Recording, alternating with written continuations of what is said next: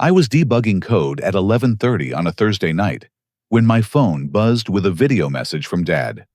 The timestamp showed it was sent just minutes ago from his iPhone. I clicked play, expecting maybe a funny meme or random video he found online. Instead, I watched my entire extended family gathered around my cousin's dining table, wine glasses raised, laughing as they called me a pathetic failure who throws money at problems because I have no real relationships. Mom's voice cut through the laughter, saying I was emotionally stunted. My sister Emma chimed in, calling me a walking ATM. Dad nodded along, agreeing that I should be grateful they even talked to me. The video kept playing, but my hands were shaking so badly, I nearly dropped my phone. This was supposed to be my cousin Marcus's engagement party in Dallas, the one I couldn't attend because of a work deadline. I had sent a $500 gift card and my congratulations. Now I was watching them mock that gesture while sitting in the very chairs I had helped pay for. I replayed the video 3 times, each viewing, revealing new cruelties I had missed. Uncle Thomas raised his beer bottle in a toast, saying I was so desperate for family approval that I would probably pay for their kids' college tuition if they asked nicely. Aunt Patricia laughed so hard she snorted, adding that I was like a trained seal performing tricks for fish. The worst part was watching Dad hold up his phone to record it all, clearly intending to share this moment with someone else. But then, I noticed something that made my blood freeze. In the corner of the screen, I could see Dad's phone interface. This wasn't just a random recording. There were dozens of other videos in his camera roll with similar thumbnails.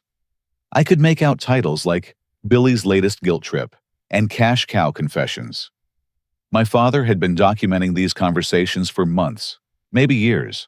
My mind raced back through 12 years of financial support that started when I was just 16. After Mom and Dad's divorce, everything fell apart financially. Mom couldn't handle the mortgage payments on our childhood home in suburban Houston. She sank into a depression so deep that some days she couldn't get out of bed, let alone work her part-time job at the local library. The bills piled up like autumn leaves, and foreclosure notices appeared on our kitchen table with increasing frequency. Dad wasn't any better. His construction business failed when the housing market crashed, and he bounced between get-rich-quick schemes and part-time handyman jobs that barely covered his apartment rent. He had this way of calling me late at night, his voice thick with what I thought was shame, asking for just enough money to get back on my feet.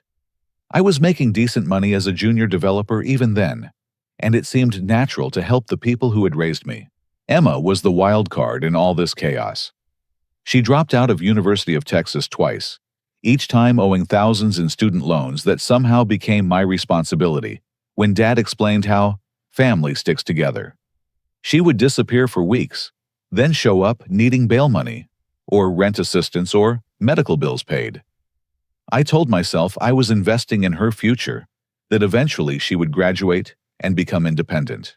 Over the years, the requests grew larger and more frequent. Mom's medical emergencies seemed to coincide perfectly with my bonus payments.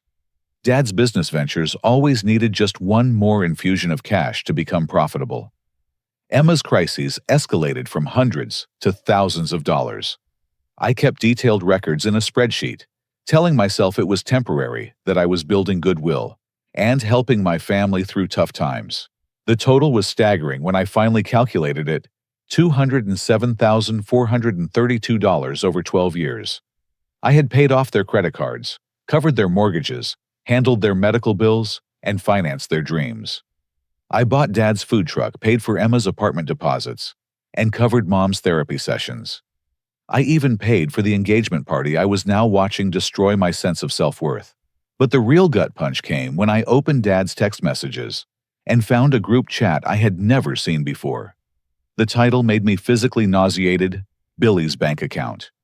Every family member except me was included. I scrolled through months of messages, each one a fresh knife wound to my heart. Mom had shared screenshots of my Venmo payments with commentary like, "Guilt trip worked perfectly," and "He's so predictable." Emma posted photos of her new designer purse with the caption, "Thanks, bro," followed by laughing emojis.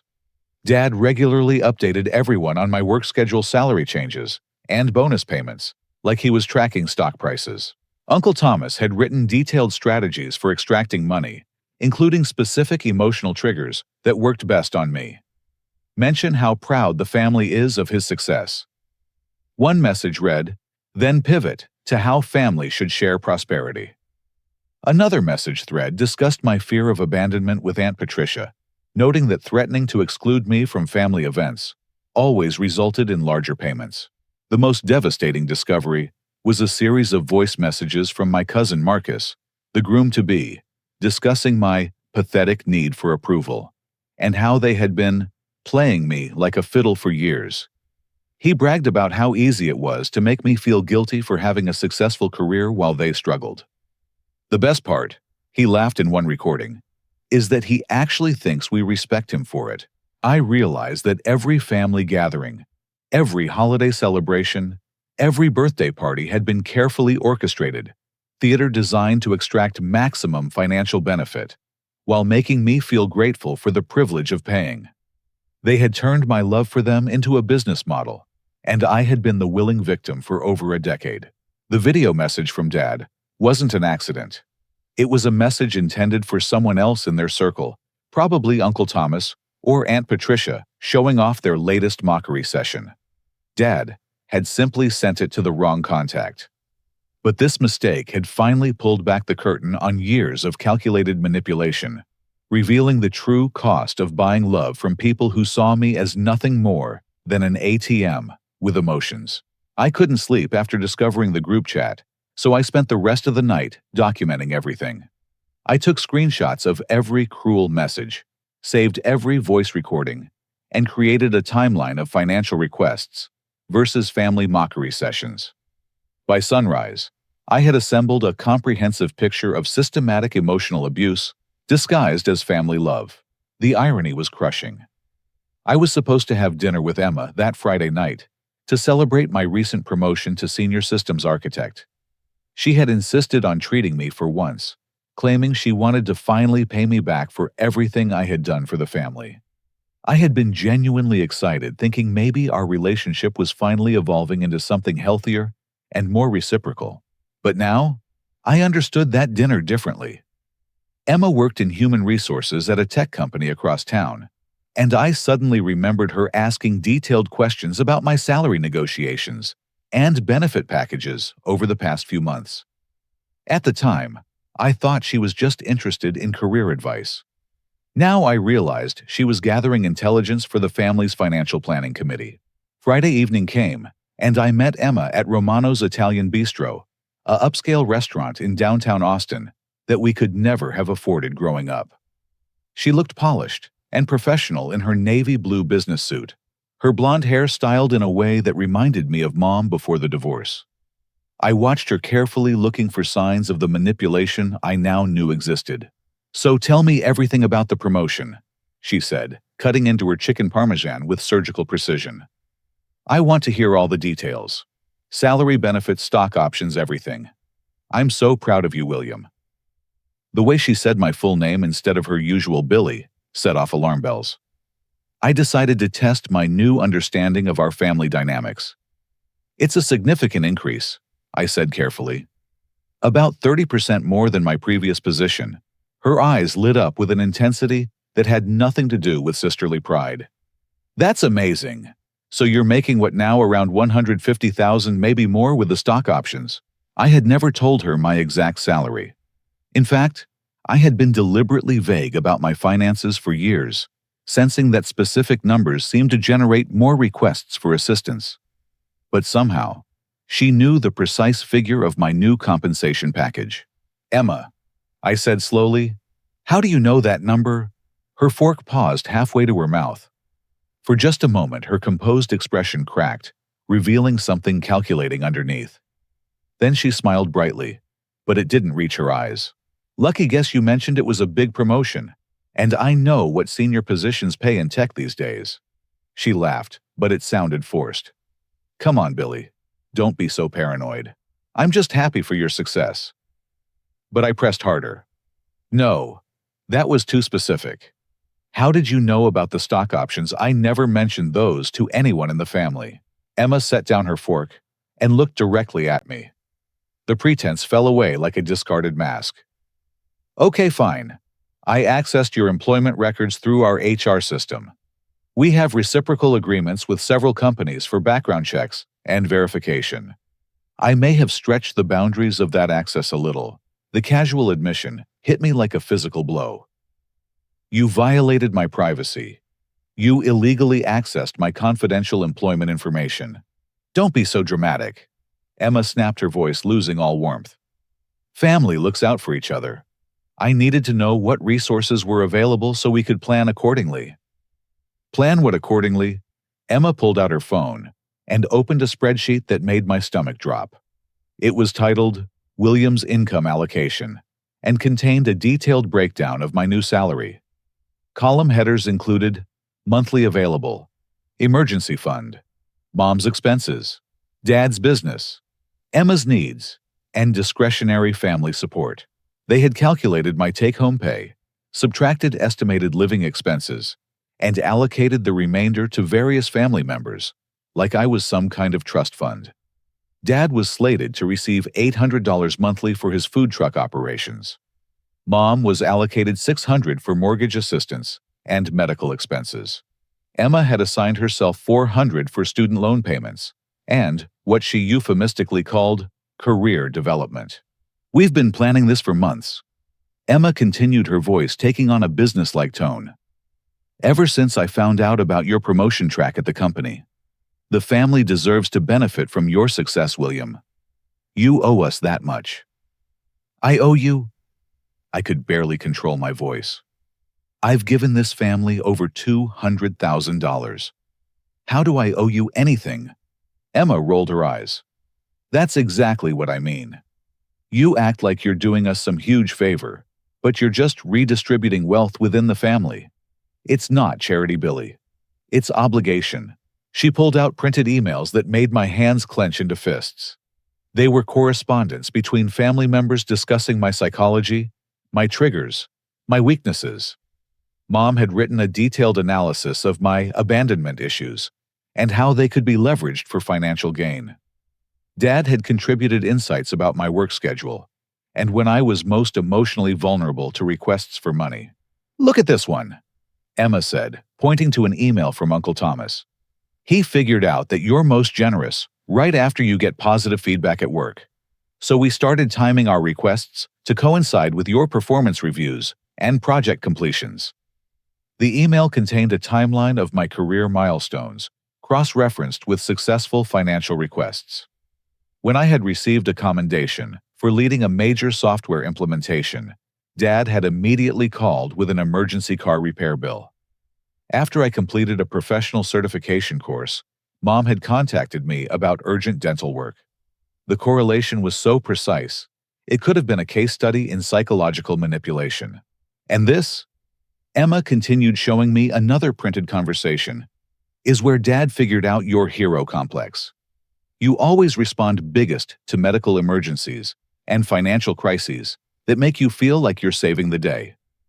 The messages revealed how they had been manufacturing crises specifically designed to trigger my protective instincts.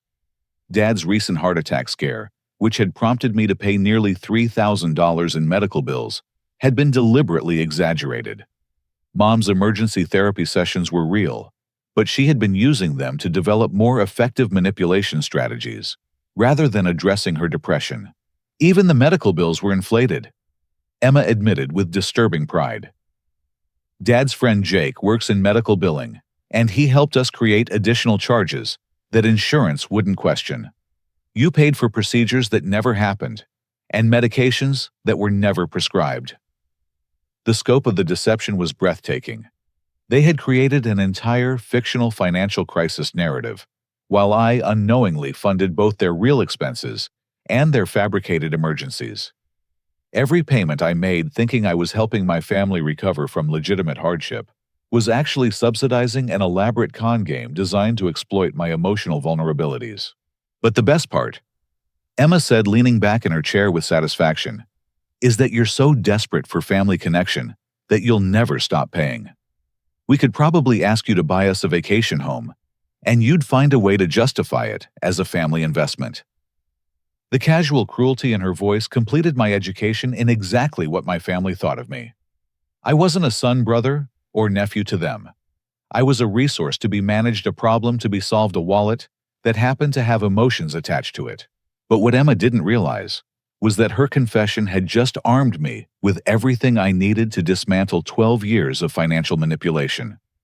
She thought my desperation for family approval made me weak, but my years in software development had taught me that the best solutions come from understanding the system completely before implementing changes. And I was about to implement some very significant changes to the family financial system. I left dinner with Emma in a state of controlled fury, but I forced myself to think strategically. 12 years of manipulation required a systematic response, not an emotional outburst. I drove home to my apartment complex in North Austin, my mind racing through implications I hadn't considered before. If my family had been this calculating about money, what else had they been orchestrating behind my scenes? I started making a list of every relationship that had ended badly, every social connection that had mysteriously soured, every opportunity that had somehow slipped away despite my best efforts. The pattern became clear when I called Jennifer Martinez, my ex-girlfriend who had broken up with me 6 months earlier. We had been together for almost 2 years, and I thought we were heading towards something serious. The breakup had been sudden and confusing, with Jennifer citing concerns about my emotional availability and unhealthy family dynamics that I didn't understand at the time. "William," Jennifer sounded surprised to hear from me. "I wasn't expecting your call." "Jennifer, I need to ask you something important, and I need you to be completely honest with me. Did any of my family members contact you while we were dating?" The long pause told me everything I needed to know before she even spoke.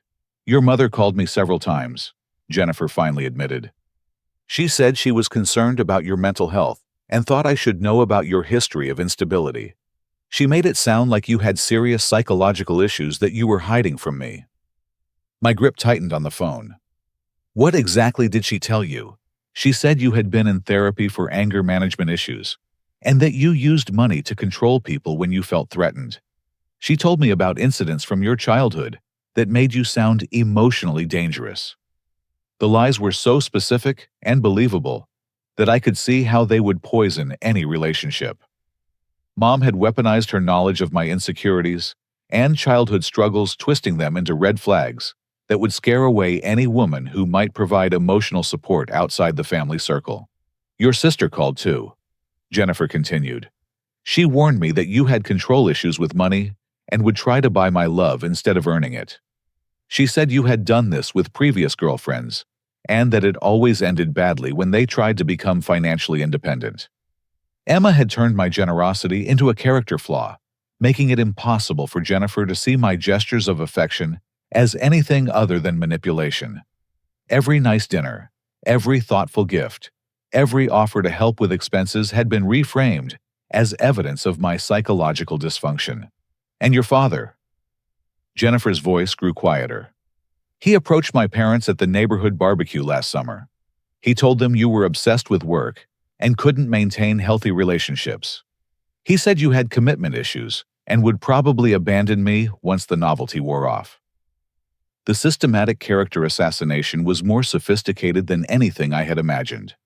They had identified every important person in my life and fed them carefully crafted lies designed to isolate me from potential sources of emotional support. My family wanted me lonely and dependent on their approval, because isolated people are easier to manipulate. "Jennifer, none of that was true," I said. "I'm discovering that my family has been lying about me for years to keep me isolated and financially dependent on them." "I wondered about that," she admitted. "Some of the things your mother said didn't match the person I knew. But when multiple family members tell consistent stories, you assume there must be some truth to it." "I'm sorry, William. I should have talked to you directly instead of believing secondhand information."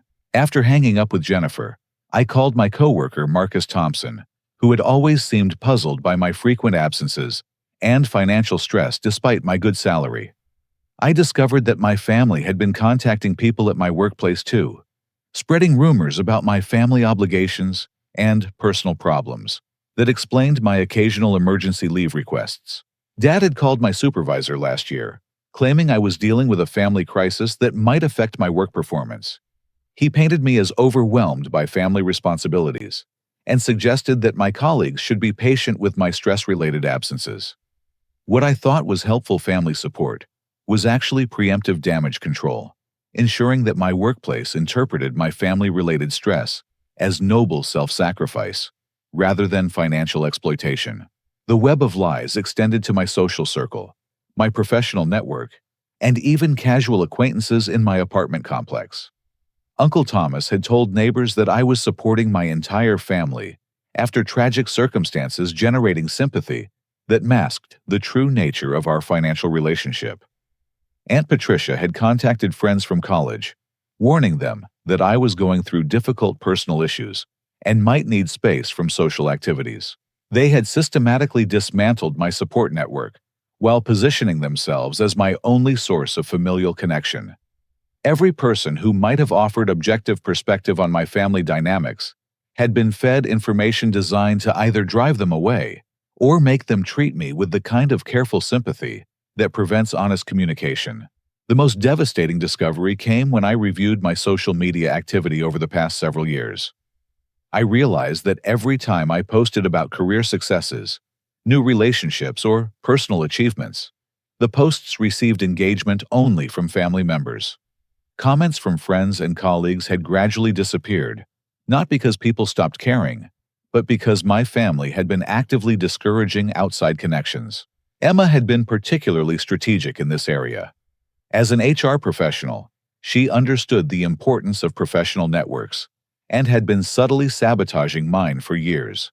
She had contacted several of my college friends, explaining that I was going through a difficult period and might not be available for social activities. She recommended that they give me space to work through my issues, effectively cutting me off from potential sources of career advice and emotional support. The isolation campaign had been so gradual and carefully executed that I hadn't noticed it happening.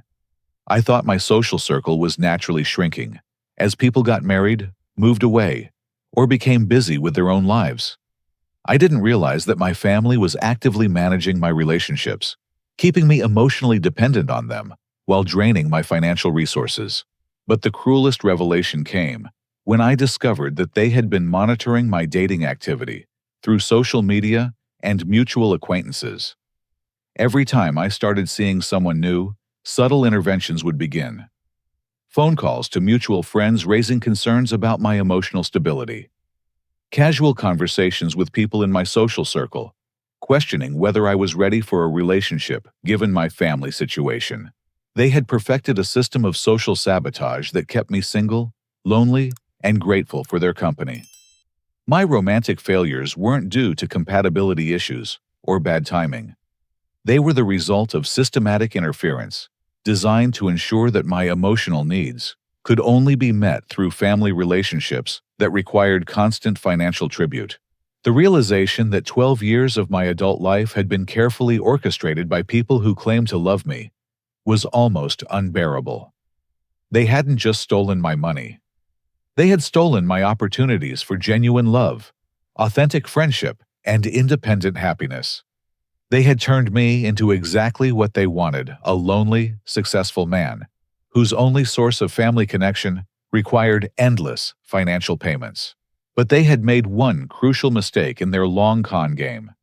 They had underestimated how much documentation they had created through their own communications. Every email, every text message, every recorded conversation was evidence of their conspiracy. They had been so confident in their control over me that they had become careless with their digital footprints, and now I had access to all of it. The question was no longer whether I could prove their deception. The question was how strategically I could use that proof to reclaim my life and hold them accountable for what they had taken from me. I spent the weekend building a comprehensive case file on my family's deception, but nothing could have prepared me for what I discovered when I returned early from a business conference in Seattle the following week. I had been scheduled to stay through Thursday, but our software demonstration finished ahead of schedule, allowing me to catch an earlier flight home. I arrived at my apartment complex around 2 in the afternoon, expecting to spend a quiet evening catching up on personal projects. Instead, I found my father's pickup truck and my Uncle Thomas's sedan parked in visitor spaces outside my building. My stomach dropped as I realized they were probably inside my apartment, using the emergency key I had given my mother years earlier for legitimate emergencies. I approached my front door carefully, hearing voices inside, discussing something in urgent, hushed tones. I used my phone to start recording before quietly unlocking the door. What I found inside made my hands shake with rage. Dad and Uncle Thomas were sitting at my kitchen table, surrounded by paperwork and official-looking documents. Dad was holding a pen, practicing writing something on a notepad, while Uncle Thomas guided his hand movements like he was teaching a child to write. "Make the W more angular," Uncle Thomas instructed. "William always slants his signature to the right, and the loop in the L is smaller than you're making it." They were practicing forging my signature, using old birthday cards and Christmas notes that had been saved for reference. Spread across my table were loan application documents, property deeds, and financial statements that I recognized as copies of my personal tax returns. "What the hell are you doing in my apartment?" I demanded, stepping inside and closing the door behind me. Both men jumped like they had been caught stealing, which wasn't far from the truth. Dad dropped the pen and tried to gather the papers quickly, but Uncle Thomas remained seated with an expression of defiant entitlement. "William," Dad said, attempting his usual apologetic tone, "we were just handling some family business. Nothing for you to worry about." "Family business that requires forging my signature?" I held up my phone, showing them I was recording. "Explain exactly what you're doing with my personal financial documents." Uncle Thomas leaned back in his chair, apparently deciding that brazen honesty was their best strategy. "We're securing the family's financial future, nephew. Your generosity has been appreciated, but it's time for a more permanent arrangement." He gestured to the loan documents with pride, as if he were presenting a business proposal. "There's a beautiful lake house property in East Texas that would be perfect for family gatherings. 4 bedrooms, 3 bathrooms, private dock, 2.5 acres. The price is $400,000, but with your credit score and income, the loan approval is practically guaranteed." My vision blurred with fury as I understood what they were attempting. "You're trying to use my credit to buy a vacation home without my knowledge or consent." "Not without your consent," Dad protested weakly. "We were going to tell you about it after the paperwork was finalized. It would be a family investment, something we could all enjoy together. Think of all the holidays and reunions we could have there." "By forging my signature on legal documents," I said. "That's identity theft and fraud. Those are felony crimes." Uncle Thomas stood up, his expression hardening. "Don't be so dramatic, William. This is family taking care of family. You've been throwing money at us piecemeal for years, when what we really needed was a smart, long-term investment strategy." He pulled out a folder containing detailed financial projections that made my blood boil. They had calculated my earning potential over the next 10 years, estimated my retirement savings trajectory, and determined how much of my income they could legally claim through various family investment schemes. "We've been building this plan for 18 months, Uncle Thomas continued. "The lake house is just the beginning. There's also a small office building in Houston that would provide steady rental income for the family. Your cousin Marcus is graduating with a business degree, and he could manage our real estate portfolio." They had been planning to turn me into an unwilling real estate investor, using my credit and income to build a family empire that I would fund, but never truly own. The lake house deed would list all family members as beneficiaries, but the loan would be entirely my responsibility. "The loan officer is Bobby Henderson," Dad added, as if this explained everything. "We went to high school together, and he's been very understanding about the family situation. He knows how generous you've been with us over the years." The mention of Bobby Henderson sent chills down my spine. I remembered Dad mentioning this old friend several times recently, always in the context of financial advice or investment opportunities. Now I realized that Bobby had been recruited as a co-conspirator using his position at First National Bank to facilitate fraudulent loan applications. Bobby helped us prepare the preliminary paperwork using your tax returns from last year, Uncle Thomas said. He's been very supportive of our family investment strategy. My tax returns, I repeated slowly. How did you get copies of my tax returns? The guilty look that passed between Dad and Uncle Thomas told me everything I needed to know. Emma's access to my employment records was just the tip of the iceberg. They had been systematically gathering my personal financial information for months, building detailed profiles of my creditworthiness and borrowing capacity. Emma provided some documentation, Dad admitted. She wanted to make sure we understood your financial position before proposing any investments. I realized they had been treating me like a business acquisition target, conducting due diligence on my assets and income streams to determine how much they could extract through legal manipulation. The Lake House loan was probably just the first step in a longer-term plan to leverage my success for their collective benefit. Here's what's going to happen, Uncle Thomas said, his voice taking on a threatening tone. You're going to sign these documents and stop making this more complicated than it needs to be. We've supported you emotionally for years while you built your career. Now it's time for you to support the family financially in a meaningful way. And if I refuse, then you'll find yourself cut off from this family forever, Dad said, standing up to join Uncle Thomas in what was clearly a rehearsed intimidation strategy. No more holiday invitations, no more family gatherings, no more contact with your mother or sister. You'll be completely alone, William, and we both know that's your biggest fear. The threat of total abandonment was their nuclear option, the ultimate manipulation they had been saving for exactly this moment. They had spent years studying my psychological vulnerabilities, and they knew that my fear of being completely alone was stronger than my sense of financial self-preservation. But what they didn't understand was that their years of deception had already accomplished what they were threatening to do. They had already cut me off from authentic family relationships by turning every interaction into a financial transaction. The choice they were offering wasn't between family connection and independence. It was between continued exploitation and the possibility of genuine relationships built on mutual respect. You're right about one thing, I said, continuing to record their confession. I have been afraid of being alone. But what I've learned recently is that I've been alone for years already.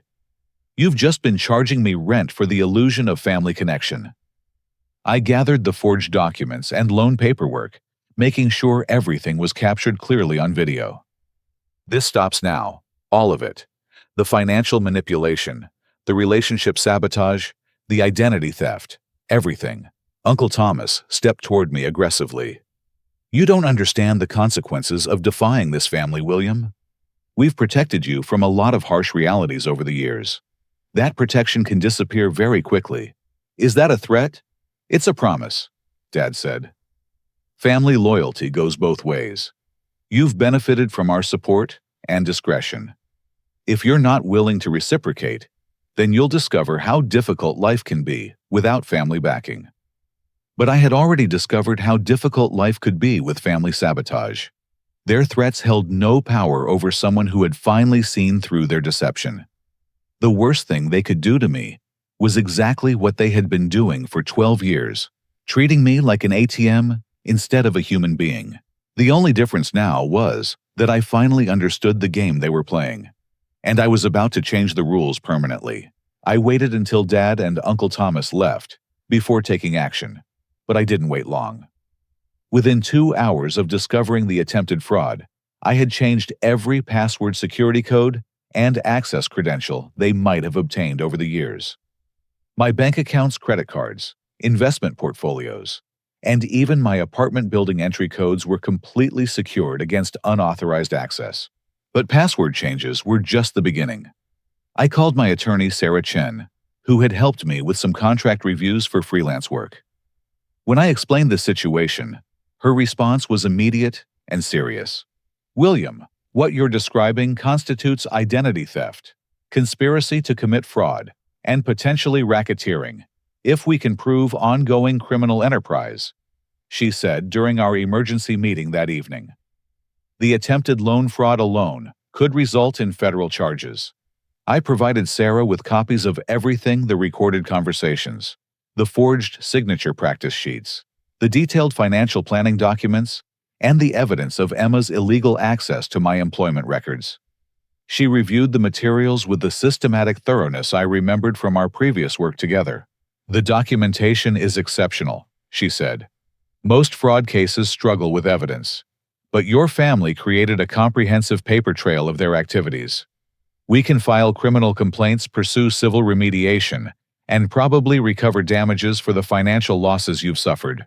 But my real strategy wasn't primarily legal. It was financial, and it was devastatingly simple. I was going to stop all payments immediately and completely without warning or explanation.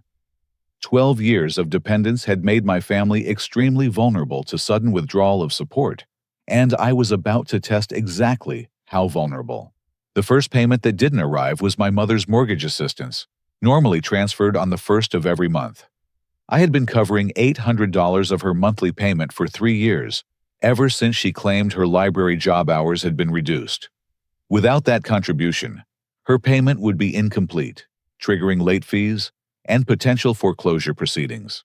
The second missed payment was Emma's student loan assistance, a $400 monthly transfer that I had been making for 2 years. She had consolidated multiple educational loans into a single payment that she couldn't cover with her HR salary, despite living in an expensive apartment and maintaining a lifestyle that required significant discretionary spending. Dad's food truck operating expenses were the third domino to fall. I had been subsidizing his daily grind coffee and breakfast truck with $600 monthly to cover ingredients, fuel, and equipment maintenance. Without that support, he would face immediate supplier payment crises and potential business closure. The cascading effects were exactly what I had predicted. Within 1 week, my phone started buzzing with increasingly frantic messages. The progression from confusion to panic to desperation was almost predictable in its intensity. Mom called first, her voice trembling with what sounded like genuine confusion. "William, honey, I think there might be a problem with the bank transfer. My mortgage payment came up short, and I'm getting calls from the loan servicer." I didn't answer. I let it go to voicemail and continued working on a software deployment that suddenly seemed much more interesting than my family's financial crisis. Emma's text messages started appearing by the second day. "Billy, my student loan payment bounced. Can you check your automatic transfer settings?" By the third day, her tone had shifted. "William, this isn't funny. I'm getting penalty fees because of your technical problems." Dad's approach was different. He showed up at my workplace parking lot, waiting by my car, like an ambush predator. When I walked out of the building, he was leaning against my Honda Civic with his arms crossed, wearing the same disappointed expression he used to deploy when I got in trouble as a teenager. "Son, we need to talk about this misunderstanding," he said, blocking my path to the driver's door. "I know you're upset about the lake house situation, but cutting off the family's support isn't the answer." "There's no misunderstanding," I replied calmly. "I'm no longer financing your lifestyle choices." "Lifestyle choices?" His voice rose with indignation. "William, these are necessities. Your mother could lose her house. Emma's credit will be destroyed. My business will fail without operating capital. Then, I guess you'll need to find alternative solutions," I said, stepping around him to unlock my car. "The same way other adults handle their financial responsibilities." Dad grabbed my arm, his grip tight enough to leave marks. "You can't just abandon your family because of some perceived slight. We raised you better than this." I pulled free from his grasp and turned to face him directly. "You didn't raise me, Dad. You exploited me. There's a difference." By the end of the second week, the full scope of their financial dependence became clear. Uncle Thomas called to inform me that he was also facing credit card payment difficulties because he had been counting on borrowing money from Dad, who could no longer lend because his food truck income wasn't covering basic expenses. Aunt Patricia left a voicemail explaining that she had co-signed on Emma's car loan and was now responsible for payments that Emma couldn't make without her usual family financial support. The web of interdependence that I had been unknowingly subsidizing was collapsing like a house of cards. But the real desperation emerged during week 3, when the threatening phone calls began. Mom's voice was barely recognizable when she called at 2 in the morning, sobbing about foreclosure notices and ruined credit. "William, please, I'm begging you. I'll lose everything if you don't help me. I can't survive without your support." Emma's approach was more aggressive. She showed up at my apartment building pressing all the buzzer buttons until someone let her into the lobby, then pounding on my door while screaming about family loyalty and financial abandonment. "Open this door, you selfish bastard! You can't just cut us off without warning." Dad's final attempt at manipulation was a masterpiece of emotional blackmail. He sent a text message claiming he was having chest pains and couldn't afford to go to the emergency room because his business was failing. "If something happens to me, William, it's on your conscience. Family means supporting each other in crisis." But I had learned to recognize their manipulation tactics through 12 years of experience. The manufactured medical emergencies, the threats of financial ruin, the guilt trips about family loyalty. None of it was new. The only difference was that I was no longer responding predictably to their emotional triggers. The most surprising discovery was how quickly their true personalities emerged once the financial incentives disappeared. Without money to extract, their interest in maintaining relationships with me evaporated almost completely. The warm phone calls stopped. The family event invitations ceased. The concerned inquiries about my work and personal life disappeared entirely. They had been performing family affection for 12 years, and now that the performance was no longer profitable, they simply stopped acting. It was the most honest thing they had ever done, even though they probably didn't realize it. But my strategic withdrawal of financial support was creating exactly the leverage I needed for the next phase of my plan. They had spent years making themselves dependent on my income, and that dependence was about to become the foundation for their accountability and eventually their growth. 3 weeks after cutting off all financial support, I received the phone call I had been expecting. Sarah Chen contacted me with news that would fundamentally change my family's legal situation and my own path forward. "The district attorney's office is moving forward with criminal charges," she informed me during our meeting at her downtown Austin law office. "Emma's illegal access to your employment records violates both state and federal privacy laws.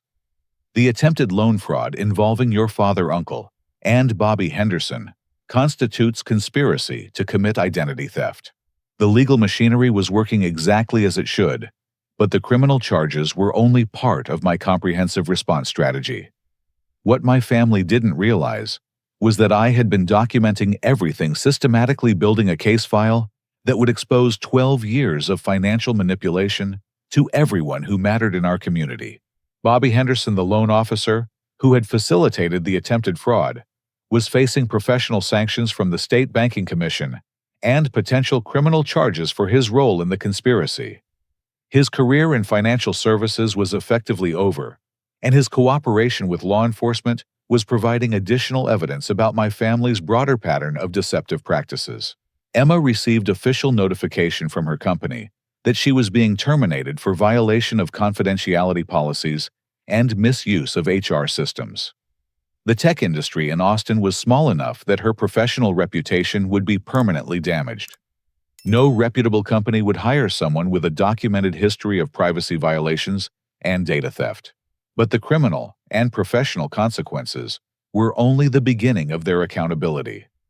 I had decided to pursue complete exposure of their 12-year deception campaign, starting with the extended family members who had witnessed my generosity without understanding the underlying manipulation. I created a comprehensive presentation titled "The True Cost of Family: A Case Study in Financial Manipulation." It included detailed financial records, recorded conversations, email evidence, and documented proof of relationship sabotage spanning over a decade. The presentation was meticulously organized, professionally formatted, and utterly devastating in its thoroughness. The first audience for this presentation was my cousin Marcus's wedding, scheduled for the following month. I had originally planned to skip the event, but I realized it represented a perfect opportunity to address the extended family members who had participated in or witnessed years of mockery about my financial contributions. I sent copies of the presentation to Uncle Thomas, Aunt Patricia, and every family member who had participated in the Billy's Bank Account group chat. I included a cover letter explaining that I would be attending the wedding to address some family business that required clarification. The responses were immediate and panicked. Uncle Thomas called within an hour, his voice shaking with what sounded like genuine fear. "William, we need to discuss this privately. There's no reason to involve the entire family in what amounts to a simple misunderstanding." "Misunderstanding," I replied. "Uncle Thomas, I have recordings of you planning to forge my signature for fraudulent loan applications. I have documentation of your participation in systematic relationship sabotage. What exactly did I misunderstand?" Aunt Patricia tried a different approach, appealing to family loyalty and reputation management. "Think about what this exposure will do to the family name William.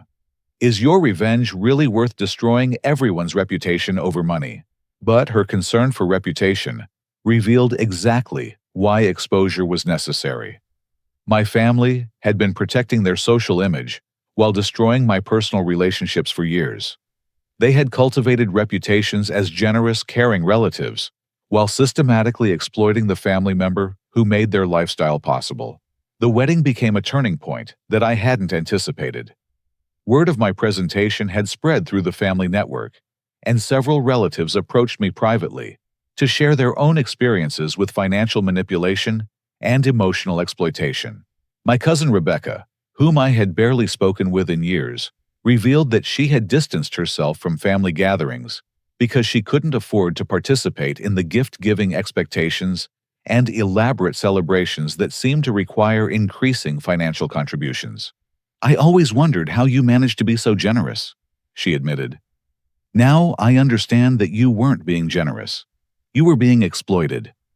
My great-aunt Dorothy, who was in her 70s and had always seemed disapproving of family financial dynamics, shared that she had been pressured for years to contribute to various family member crisis funds and investment schemes. "Your father and Thomas have been running these financial manipulation games for decades," she said. "You're just the first person successful enough to subsidize them on the scale they wanted." The exposure at the wedding had an unexpected consequence. It revealed that my immediate family's deceptive practices had affected multiple relatives over many years. I wasn't their only victim. I was just their most profitable one. But the most significant outcome of the exposure was completely unexpected. Jennifer Martinez, my ex-girlfriend, attended the wedding as a +1 with a mutual friend. When she heard about the presentation and learned the true story behind our relationship's sabotage, she approached me with an expression of shock and genuine remorse. "William, I owe you the biggest apology of my life," she said. "I ended our relationship based on lies that your family told me. I should have trusted what I experienced with you, instead of believing secondhand information from people I had never met." Her words carried weight, because Jennifer had always been direct and honest in her communications.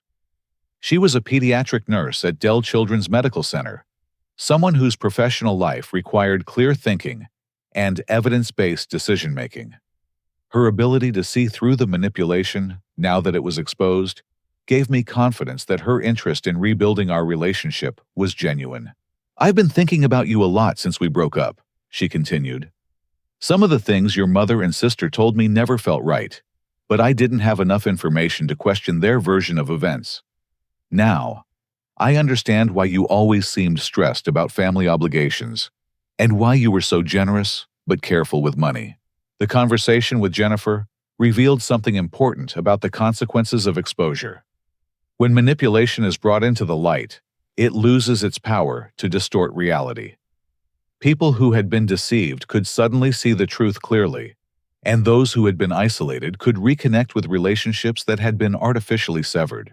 My supervisor at work, David Kim, also approached me after learning about the situation through professional networks that had discussed Emma's termination and its connection to my family's broader deception campaign.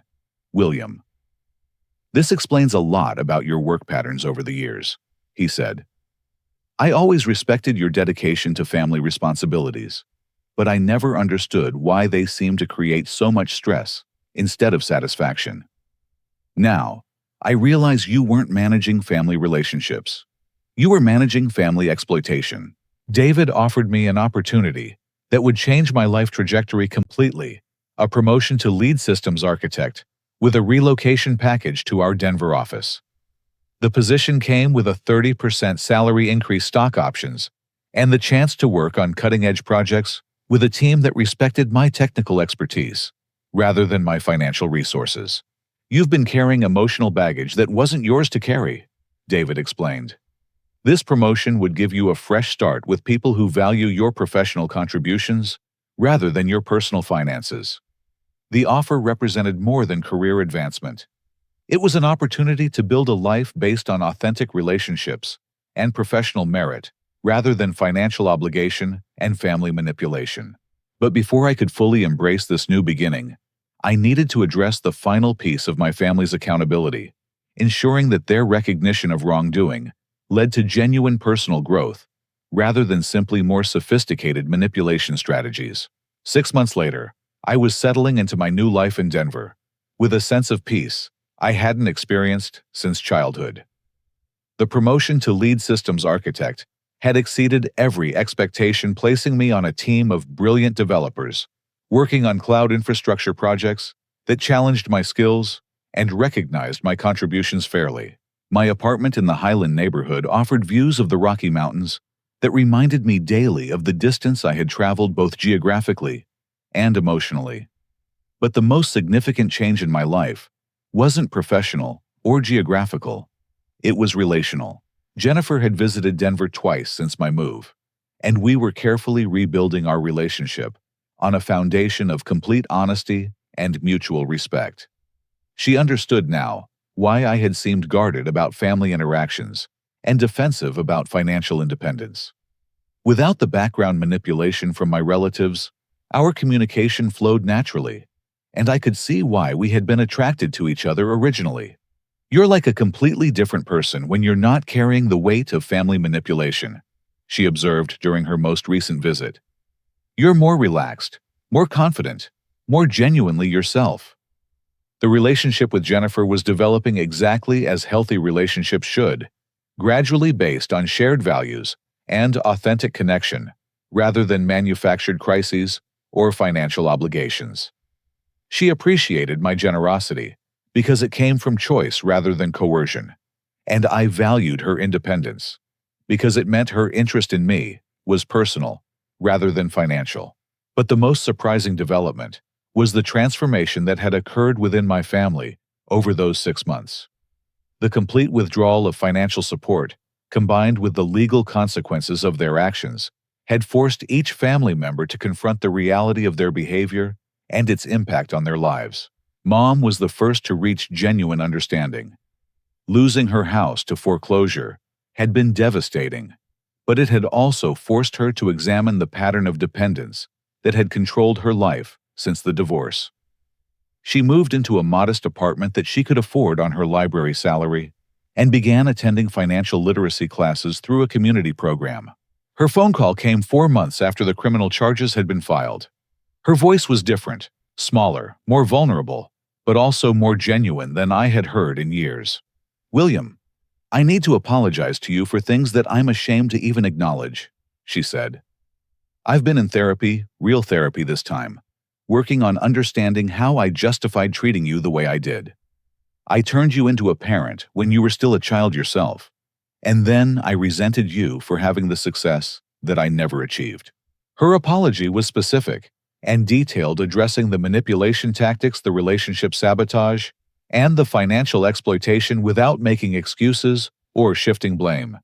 She acknowledged that her depression had been real, but that she had used it as a weapon to extract support rather than seeking legitimate treatment. I know saying sorry isn't enough, she continued. I may never be able to repair the damage I've done to your life and your relationships, but I want you to know that I'm working on becoming the kind of person who deserves a relationship with you if you're ever willing to consider it. Emma's transformation was more dramatic and more difficult to trust.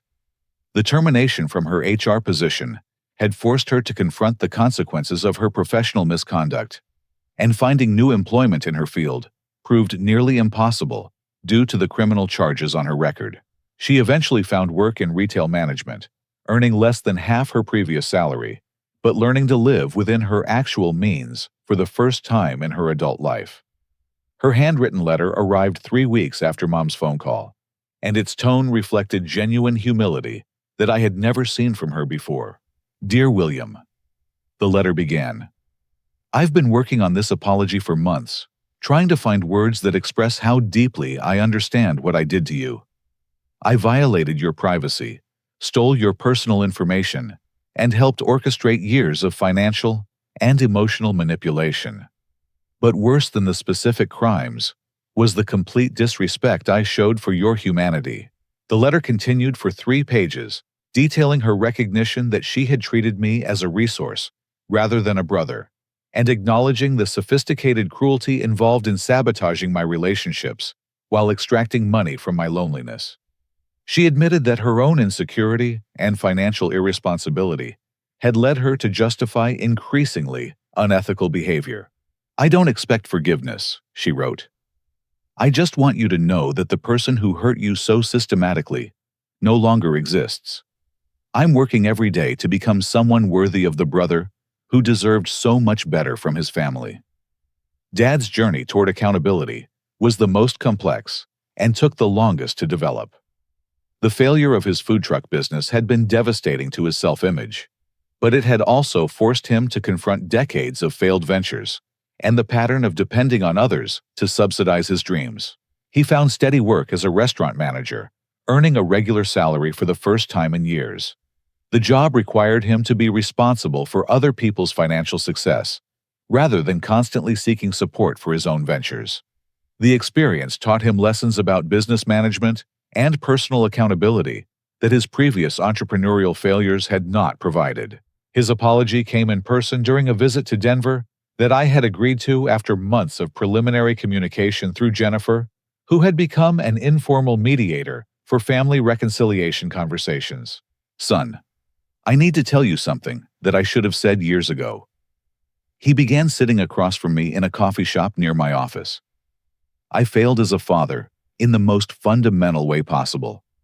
Instead of preparing you for independence and success, I exploited the success you achieved despite my failures." Dad's acknowledgement went beyond the financial manipulation to address the deeper psychological damage of turning a child into a family ATM. He recognized that his own insecurities about career failure had led him to sabotage my relationships and emotional development to maintain financial control.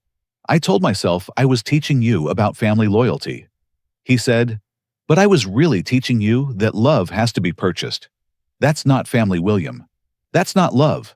That's just exploitation dressed up in family language." The conversations with my family members revealed something important about the difference between genuine remorse and strategic apology. Genuine remorse includes specific acknowledgement of harm, acceptance of responsibility without excuses, and demonstrated behavioral change over time. Strategic apology focuses on reconciliation without accountability and seeks to restore previous dynamics rather than create healthier ones. My family's apologies met the standards of genuine remorse, but I still established clear boundaries for any future relationships. I was willing to rebuild connections based on mutual respect and emotional honesty, but I would never again subsidize their lifestyle choices or accept responsibility for their financial well-being. The new boundaries included regular communication limits, specified interaction guidelines, and absolute prohibition on financial requests, except in genuine emergencies, with full documentation and clear repayment terms. These weren't punishment conditions.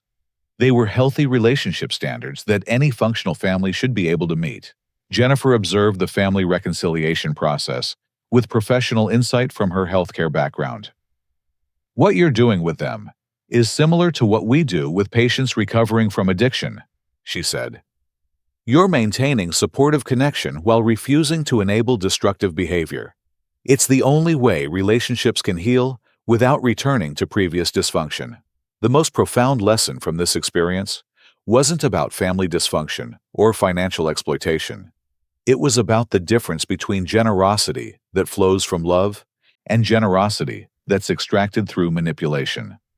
True generosity enriches both the giver and receiver, creating stronger relationships and mutual respect. Manipulated generosity destroys relationships, breeds resentment, and ultimately isolates everyone involved. I learned that healthy family relationships must be built on mutual respect rather than financial obligation.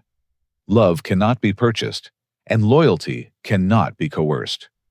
The people who truly care about your well-being will support your boundaries and encourage your independence, rather than exploiting your vulnerabilities for their benefit.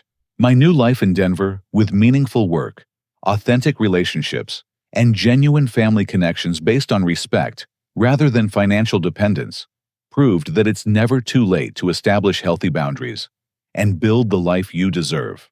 The financial cost of 12 years of family manipulation totaled over $200,000, but the emotional cost had been much higher. Rebuilding trust, establishing authentic relationships, and learning to distinguish between love and manipulation required ongoing effort and professional support. But the investment in personal growth and healthy boundaries paid dividends that extended far beyond my immediate family situation. My relationship with Jennifer deepened into genuine partnership based on mutual respect and shared values. My professional success accelerated when I was no longer carrying the emotional burden of family financial crises. My social connections expanded naturally when I was no longer isolated by family manipulation and relationship sabotage. Most importantly, I learned that family is ultimately about choice rather than obligation. The people who earn a place in your life through consistent love, respect, and support are your true family, regardless of biological relationships. And the people who exploit your loyalty, manipulate your emotions, and sabotage your happiness have not earned that place, regardless of shared genetics. True family relationships are built on mutual care, honest communication, and respect for each other's autonomy. They enhance your life rather than draining it, support your growth rather than exploiting your success, and celebrate your independence rather than fostering dependence. The hardest part of this journey was accepting that love and loyalty cannot be purchased through financial sacrifice. But the most liberating part was discovering that authentic relationships based on genuine affection and mutual respect are not only possible, but infinitely more satisfying than connections maintained through obligation and manipulation. Have you ever found yourself in a situation where family loyalty became a tool for manipulation? How did you distinguish between genuine need and calculated exploitation in your own relationships? I'd love to hear your thoughts in the comments below. If this story resonated with your own experiences with family dynamics or financial boundaries, please like this video and share it with others who might benefit from understanding these patterns. And don't forget to subscribe for more stories about overcoming manipulation and building authentic relationships. Thank you for listening to my journey, and remember that you deserve relationships built on genuine love and respect, not financial obligation. Wishing you the courage to set healthy boundaries and the wisdom to recognize the difference between love and manipulation in your own life.